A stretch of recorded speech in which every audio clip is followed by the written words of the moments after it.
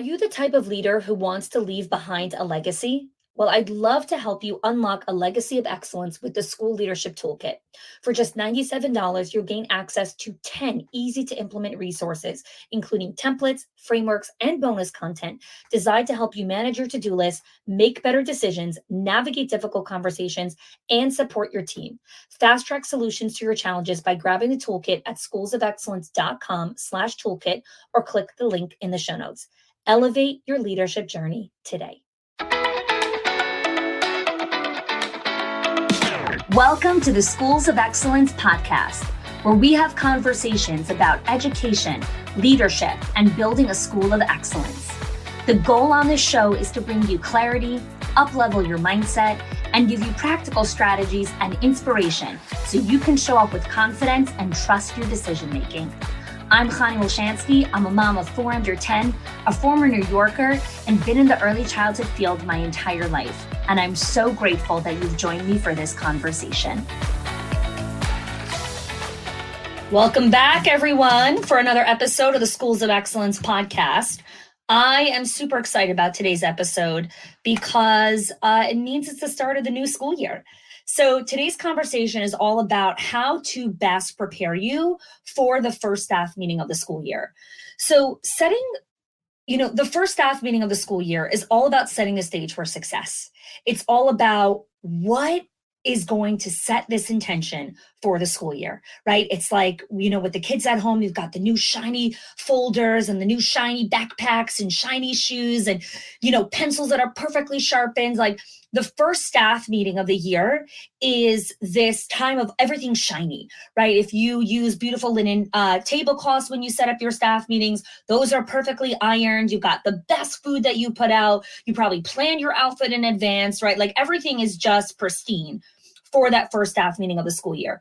Now, what happens a lot of the time is we use the opportunity of the first staff meeting of the year to verbal vomit all over our staff and give them all of the most important things that we think are so mission critical for the company that we enmesh everything into one meeting.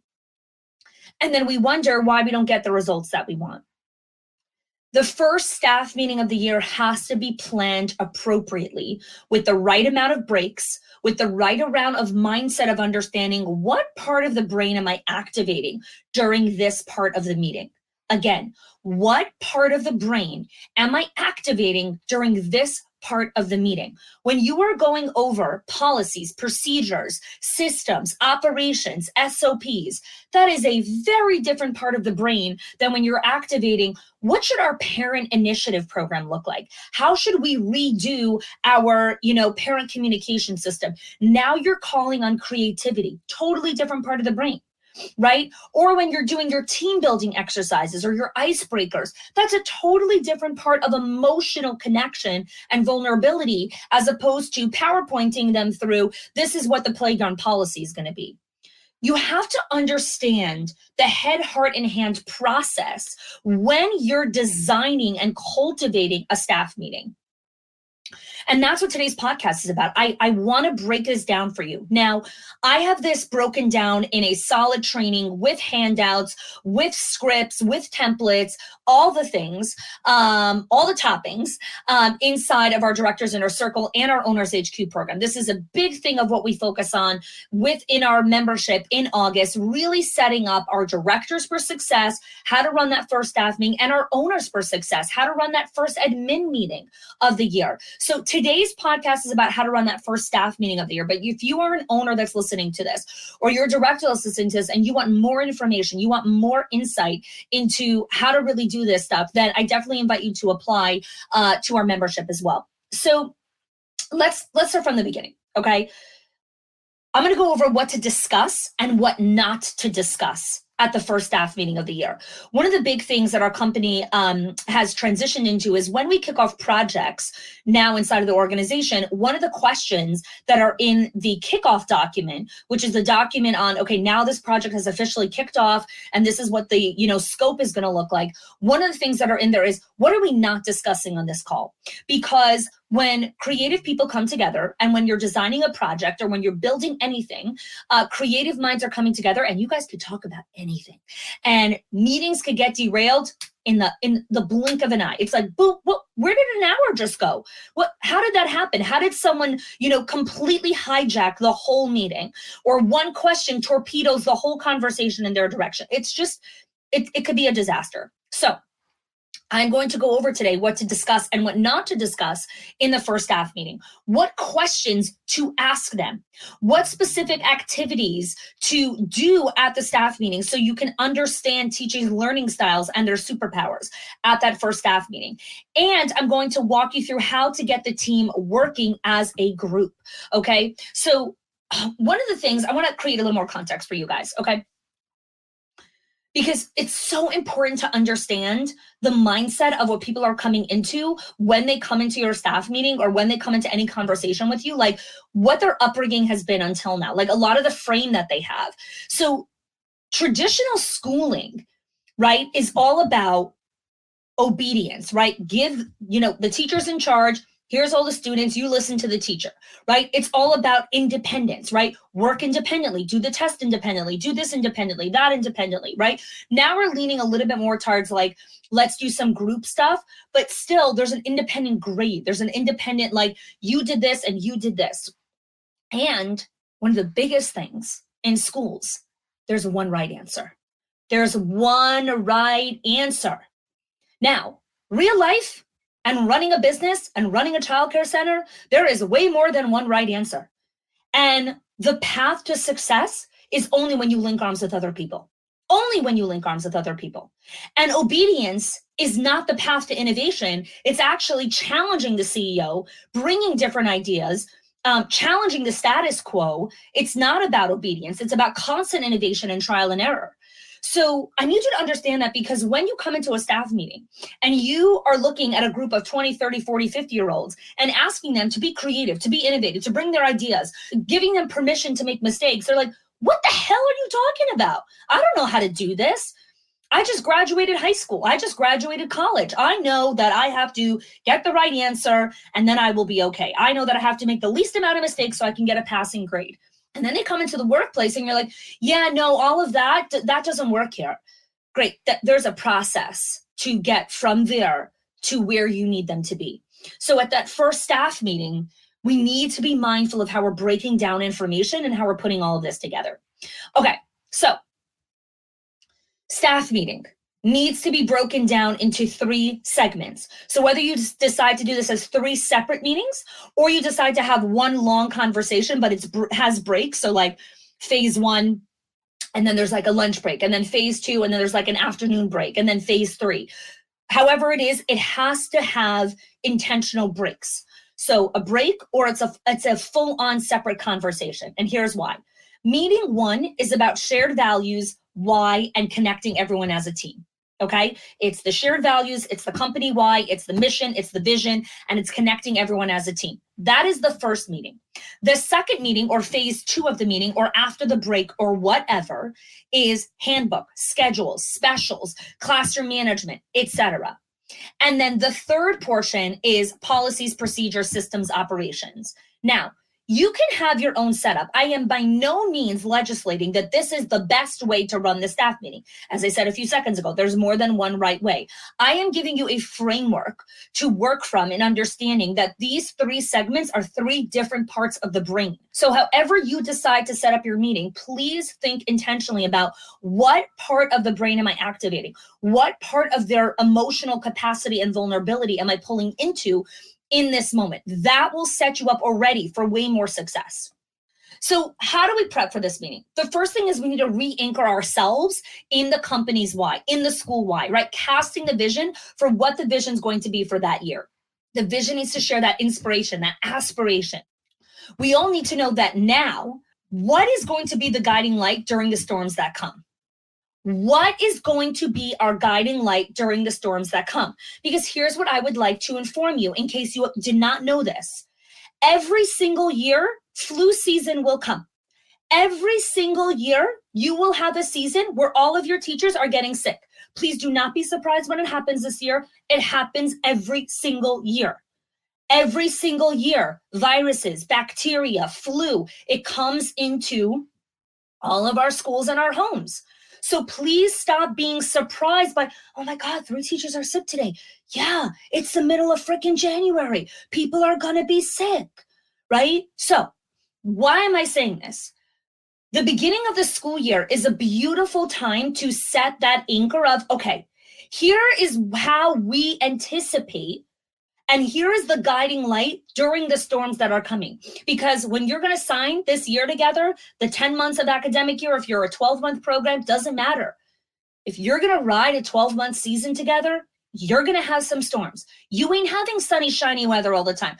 I live in beautiful, sunny Florida. The last 2 weeks, it has rained every single day, literally every single day. Now it's Florida, so it rains for like 5 minutes, and then it's like boiling hot. You can't breathe outside, and then it's like raining again for 20 minutes, and it's boiling hot. You can't breathe again. But it rained every day, even though this is like the sunshine state, right?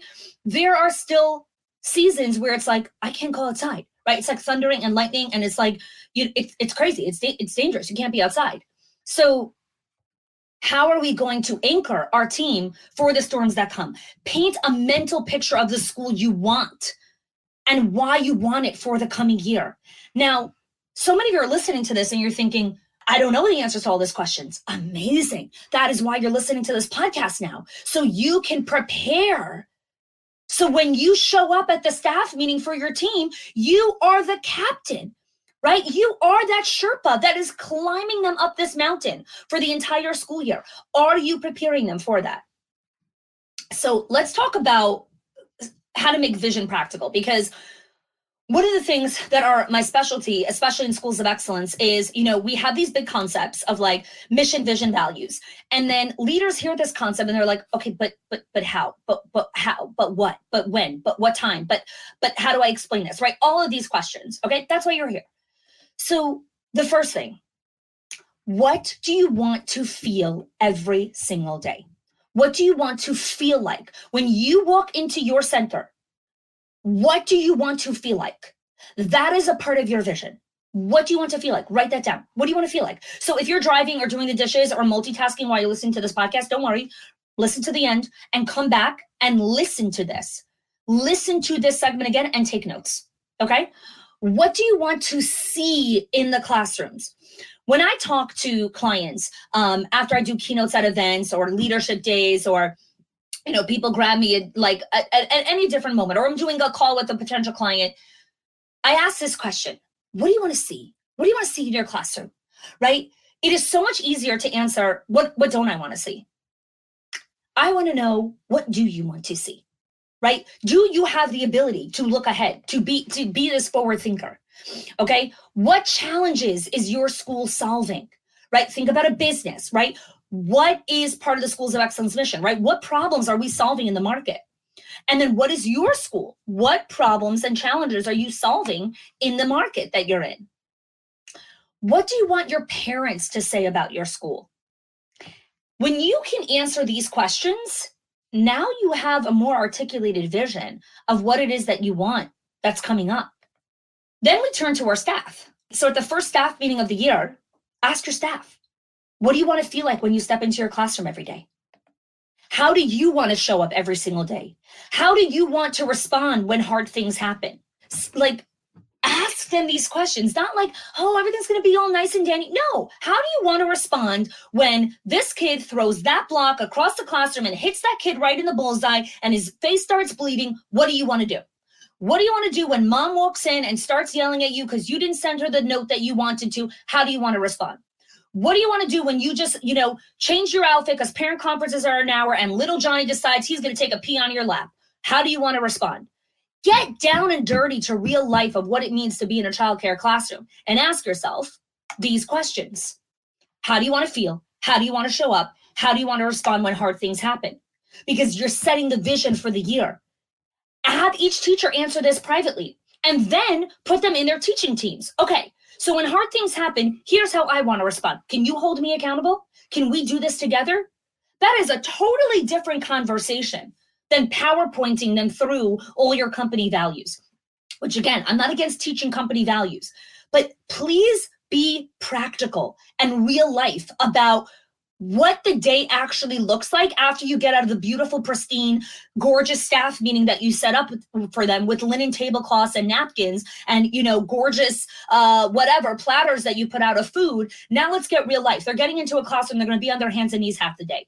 What does that look like? What does that look like when hard things happen? What does it look like when a kid has a blowout diaper at 12 o'clock right before the first dismissal, right? What does that look like? How do you want to show up? How do you want to show up? Right? And these are examples, like when I share these examples, these are real life stuff, right? I'm not spitting out of nowhere. I've dealt with every single one of these scenarios. Clients deal with these stuff all the time. This is what real life looks like, right? Beyond everything else, this is what it looks like. How do you want to respond? How do you want to show up? I have a training. It's called Own Your Own Development.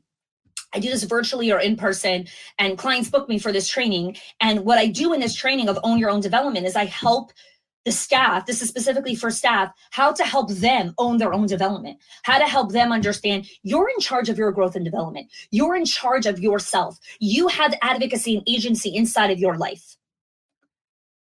Okay, so after you go over that, then again, you're going to do a quick review of company values. Now, there's so many different ways that you could do this, but please, please don't just read off company values from a slide deck, right? Please make it real. Okay, give scenarios, right? Dad walks in, mom walks in, you're in the middle of doing data input into the software system. Child's crying. This person wants your attention. Who do you respond to first? 5 people need you. Who do you respond to first? Well, that is based on company values. What is the hierarchy, right? Who gets answered to in this moment, right? Get real with your staff at that staff meeting. Don't just tell them our company values are faith and family and gratitude and diversity and inclusion and teamwork. And great. What does that mean when I have 5 people who need me, right? What does that mean when the kid's brand new coat that the mom bought from a designer place got lost in the playground and I can't frickin' find it, or I can't leave because I'm in ratio and I can't leave to go back to the playground to go find it. And the mom's standing there and she's like, my cab's waiting, right? I would only know this, like, if I actually had to deal with this, right? So, like, these things happen. These things happen. How do you want your teachers to respond? How do you want them to show up? It's based on company values. Well, get real with them with the company values. Make it practical for them. And again, if you're unsure of how to do this, this is a huge part of the trainings of what we do inside of our inner circle, inside of our membership, inside of our legacy group. Like, this is what we work on. We have to stop talking theory all the time of, do you have your mission statement? Do you have your, okay, and now tell me how to use my value. If I value diversity, faith, teamwork, play, hard work, how do I make a decision in this moment when I have a mom bearing down on me? What value do I use to make a decision in that moment, right? This is where you need reps and discernment and trusting your own decision-making and confidence, right? A calm confidence. Like, this is what the reps are. This is why you train people.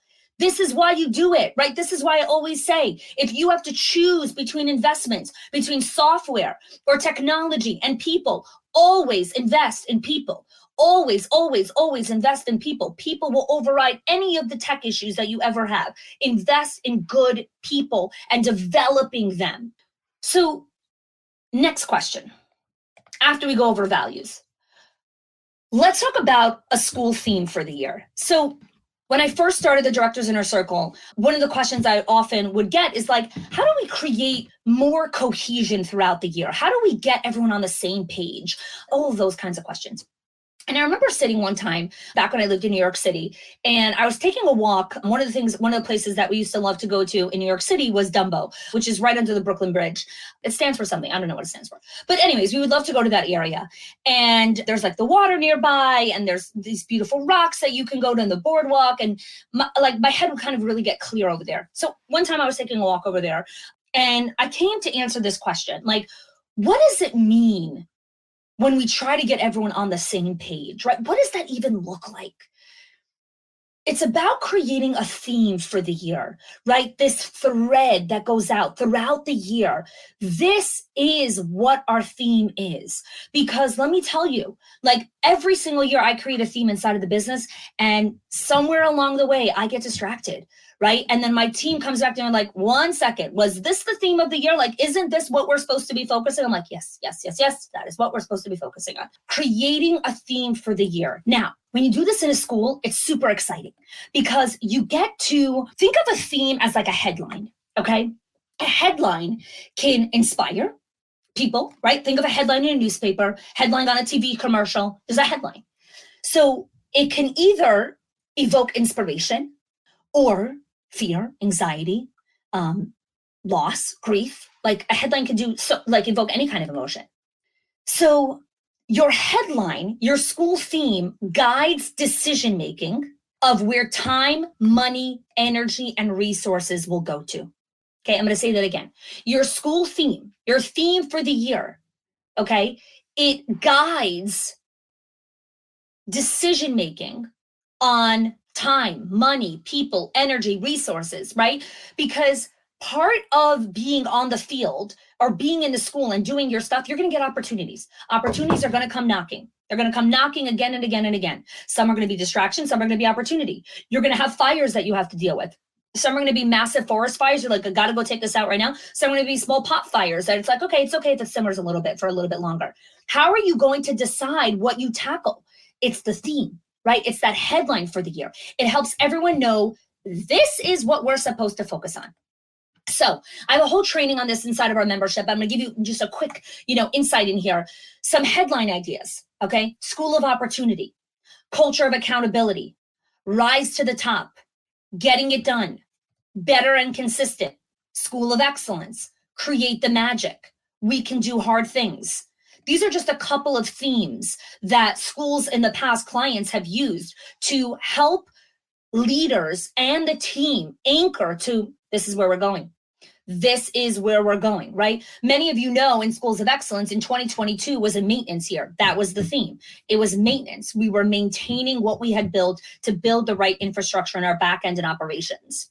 So creating a school theme. Again, I know that this episode is like really meaty and full of like a lot of really amazing content and information. It's not going anywhere. You could go back, you could re-listen, you can download it, you could do all the things, right? That's the beauty of content. It lives forever online. So if you are multitasking right now, make sure to go back and re-listen and take some notes. And if you are taking notes and you want more, definitely hit the apply button and let's have a conversation about if it's the right time and if you're a good fit for the program. So how do you decide what headline to choose? You pick a headline that will push you and your staff to grow and to challenge themselves. You pick a headline that will anchor you and be a light of inspiration in hard moments, right? In hard moments when I have to make decisions and I remind myself, okay, this was the theme.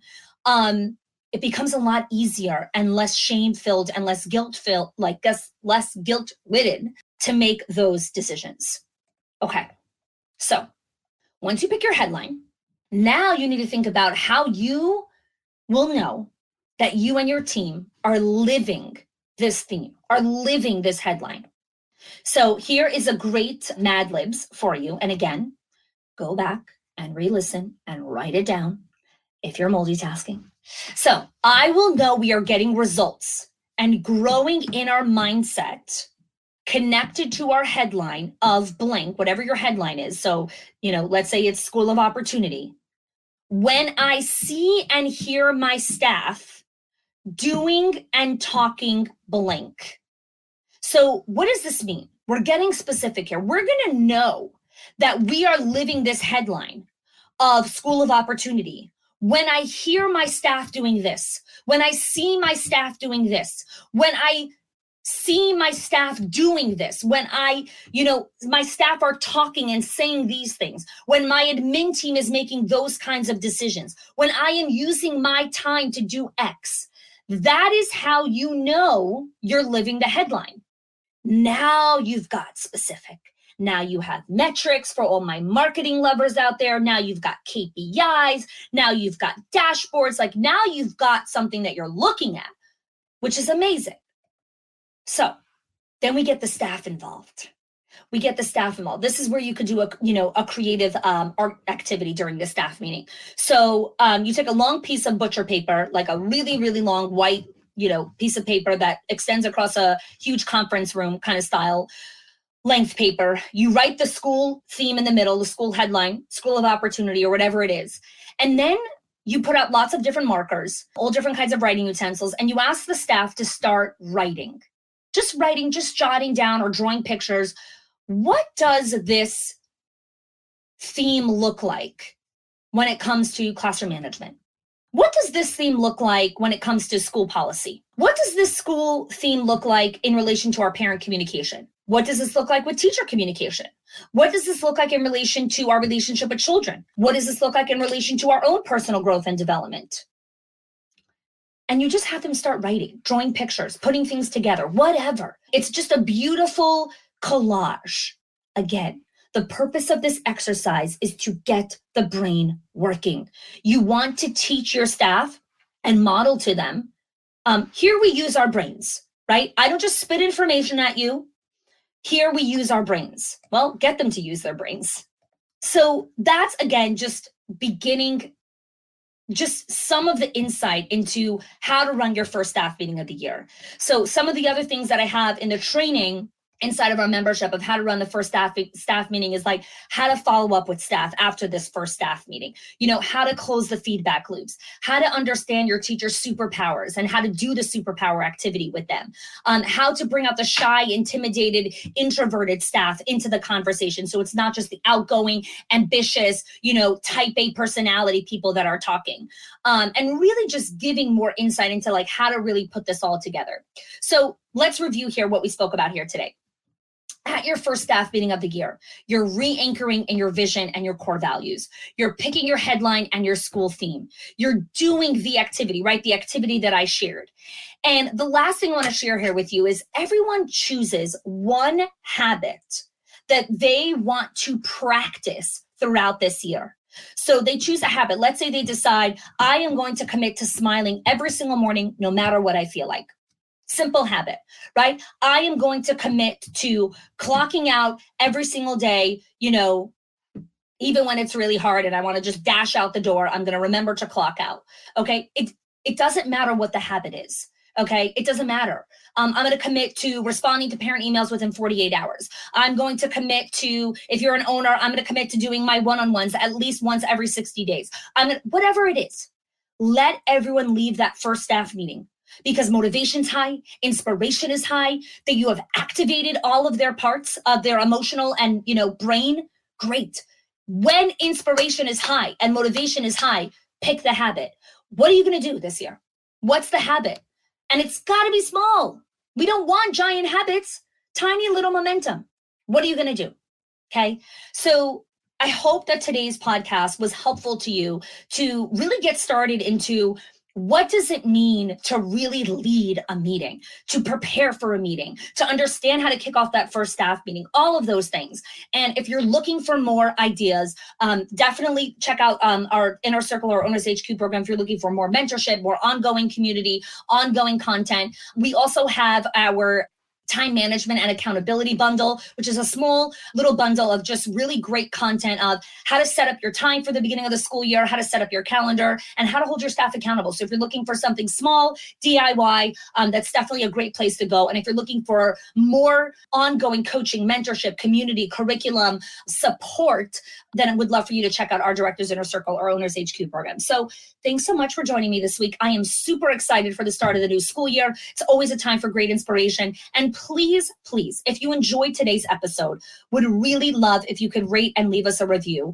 And if you've already done that, or if you'd like to do, two things, please reach out to our team, support@chani.me or cw@chani.me, and let us know, what was helpful of today's episode? What other content would you like to see coming on the podcast? We're 100,000 downloads in. Would love to hear more of what you're looking for. The podcast has been just a tremendous success, and we're super grateful for all of our listenership. We can't do this show without you. So tell us more about what you need so we can continue to provide you with world-class content. Thanks for joining us.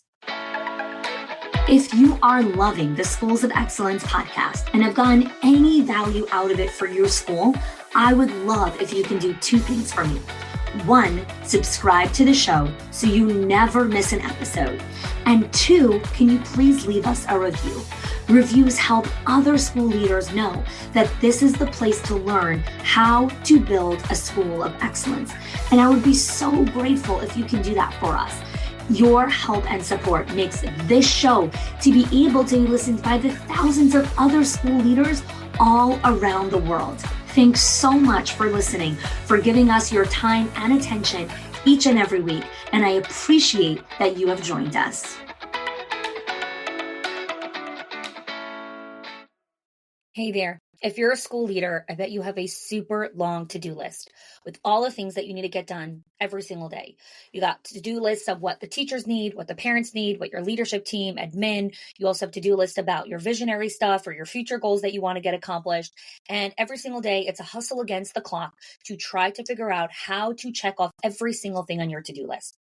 Today, I actually want to share with you a whole new way to tackle your to-do list and understand how to actually battle out the competing demands that happen inside of a childcare center.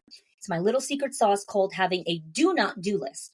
So instead of having a do list, you have a do not do list, a list of things that you do not do until certain things get completed, or a list of things that you do not do anymore if you want to create sustainability and long-term legacy inside of your center. I'm teaching this strategy and a whole bunch more of my incredible tools in the Priority Reset Workshop on February 29th at 11:30 Eastern. I want you to join me and dozens of other school leaders to reclaim your time, to learn how to balance those competing priorities, and most importantly, focus the time, energy, people, and resources on the activity, on the priorities, and the work that actually move the needle forward. I look forward to seeing you there. Click the link in the show notes to register.